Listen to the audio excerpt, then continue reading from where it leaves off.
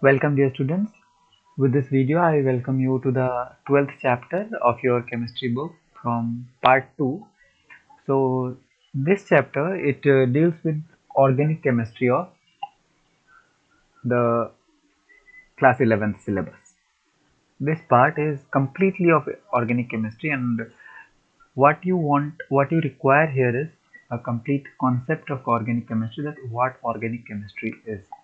So let's start this chapter about organic chemistry. The first thing that comes here is the introduction for this. So organic chemistry means, if in a very short term I explain about organic chemistry, then in organic chemistry we study any compound which has carbon atom in it. Means carbon, it is the most important part of carbon. This is the most important part, means this carbon, it is the most important part of organic chemistry. Then first thing, the first organic compound which was synthesized, it was urea, and this urea, it is mainly used in the fertilizers which is made, and this was synthesized by F. Wohler. He prepared the first organic compound, and he did this from an inorganic compound which was ammonium. And starting from this ammonium, he synthesized this urea. And as I already told you, in organic chemistry we will be studying mainly those compounds which have carbon as a constituent element in it. Let's see ahead now. We will be, as we will be moving forward, we will be getting deeper into this. Now, structural representation of organic compounds. So before knowing anything of about these, first of all we should know that how they are written. Then till now you are aware of the Lewis dot structure. Then in case of Lewis dot structure, how do we used to write? Suppose if I am to show two bonds between carbon, one single bond between carbon, then we used to write this C and then two electrons in this way. Then this was a Lewis structure. In Lewis structure, two dots means a single bond. And if in this way two electrons are shared between two atoms, that is in case of oxygen, if you remember, then this shows oxygen double bond oxygen in this way. If two electrons are shared in this way, then that is showing oxygen double bond oxygen. Then the Lewis or the dot structure, you are already concerned with this, you are already aware of this, means you are already familiar with this. But now in this chapter we will be knowing more type of structure except this Lewis structure. Except this Lewis structure, we will be knowing the other structures. Now this Lewis structure, now we will be leaving behind, and we will be moving ahead with this dash structure, condense structure, bond line structure, and also another one that is known as complete structure. So now let us see that how they are written. The first thing that you should know here is, any carbon atom, it will always form four bonds. Any carbon atom, it will always form four bonds because of its tetravalency. And carbon forms bond with another carbon atom in long chain form because of its property which is known as catenation. Then let's see ahead. We already know that ethane is written in this way, where two carbons are there, hydrogen is there, and all of these are joined by single bonds. Ethene, it is written in this way, where two carbon atoms will have a double bond in between them. Carbon and hydrogen, always a single bond, but carbon and carbon, they can form double bond, triple bond, depending upon the number, depending upon the sharing of electrons. Similarly, carbon carbon can also form triple bond. So whenever the bond between carbon and carbon, just pay attention here, whenever the bond between carbon and carbon is single, just between carbon and carbon, we don't consider the bond of carbon and hydrogen. Whenever the bond between carbon and carbon is single, we use the suffix "ane". Whenever the bond between carbon and carbon is double, if any carbon carbon is having double bond, then we use the suffix "ene", and if they are having triple bond, then we use the suffix "wine" or "ine". And This type of structural representation where the complete bonds are shown along with the atoms. This type of representation they are known as complete structural formula. They are known as complete structural formula.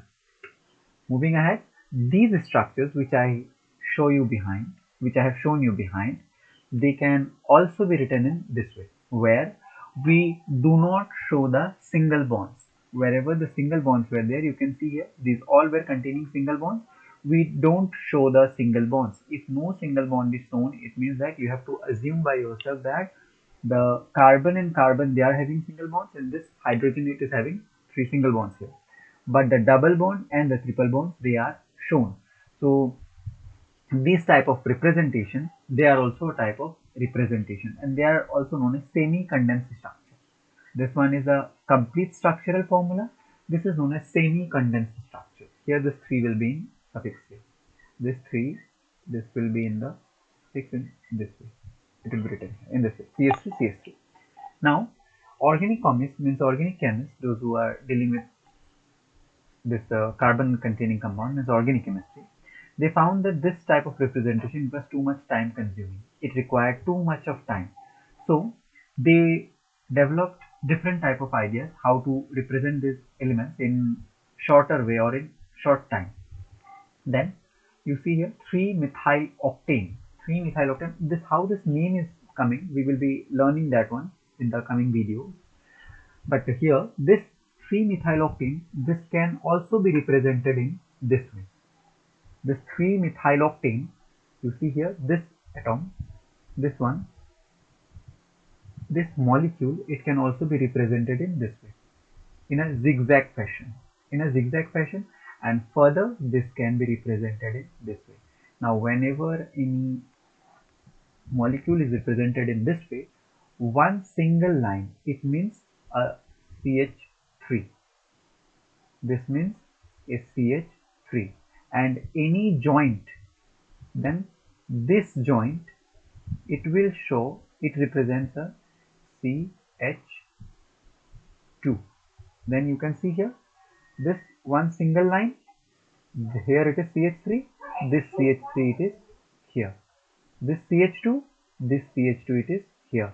Then again one CH, then here it is CH, and when it is pulled more, it means one line is stretched, then this is CH3. As it is already shown here that terminals represent the methyl group. Then the terminals are, one terminal is this one terminal is this, and one terminal is this one. These terminals, they represent the methyl group, that is CH3, and the joints of these two lines, they represent the CH2 group. This is means in three different ways. One way is this one, another way is this one, and the last one is this one. In these three different ways, a same molecule can be represented. The various ways of representing this 2-bromobutane, this is also given here, you see. I already said that single bonds are not shown. So these all, they are written without showing the bond. It means that all of them, they are having single bonds. So this C, it is having 3 bonds with this hydrogen, then again one carbon is having 1 bond with hydrogen, then this bromine is bonded to this carbon, and this is represented. Other way of representation is this one, the zigzag fashion, and this is the representation in the bond line structure. These 3 representation are for the same molecule. For the same molecule, they are represented in 3 different ways. In cyclic compounds, these are cyclic compounds. Cyclic compounds where a complete cycle will be formed without any breakage. Complete cycle, whether it may be triangle, it can also be a square, or it can be a pentagon or a hexagon. Anyway, this is a pentagon, this is a hexagon. As I said that this joint, this will represent a CH2 group. You see these. This is a joint, so this will represent a CH2 group. Similarly here, CH2 or. So this is how cyclic compounds are represented. We will be knowing this one more. So now this one, it will be more clear when we will do the naming of these compounds. Now, 3-dimensional representation of organic molecules. Actually, these organic molecules which are shown to us, they are not a 2-dimensional structure. They cannot be drawn on a piece of paper. Actually, they are 3D structure. They possess 3D structure. Then how they are represented, you see. The 3-dimensional structure of the organic molecule, they can be represented on paper using certain conventions. For example, by using solid, this one, this type of, and dashed, dashed means this type of. This one is known as solid and this one is known as wedge formula. The 3D image of a molecule on a two-dimensional picture, it can be perceived or it can be drawn. You see, these two are the ways how it is shown. Suppose if this one is representing, it means that the bond which is projecting out of the plane towards the observer, this one is representing that the bond which is going away from it. This one is here, it depicts the bond which is moving away from the observer, means away from you. You can see here this one, how it is represented. You see, if we are to give the 3D image of CH4 molecule, then this this hydrogen, it is moving away from you, and this hydrogen, it is coming towards you when you are observing this one. And this is how we represent a 3D structure for a molecule, for an organic molecule. The actual molecule using this GIF, it is more clear to you. It is in this way. This one, this bond, it is coming towards you, and this backside one, these two are on the plane, and this is moving away from you. This above one, this is moving away from you, and this is the shape of a CH4 molecule. You can imagine this one, means this molecule, it is always vibrating and it is not in a motion. So thank you for watching this video. We will be meeting with the next video where I will be telling you about the classification of different organic compounds based on open chain, closed chain, or ring compounds. Thank you for watching the video.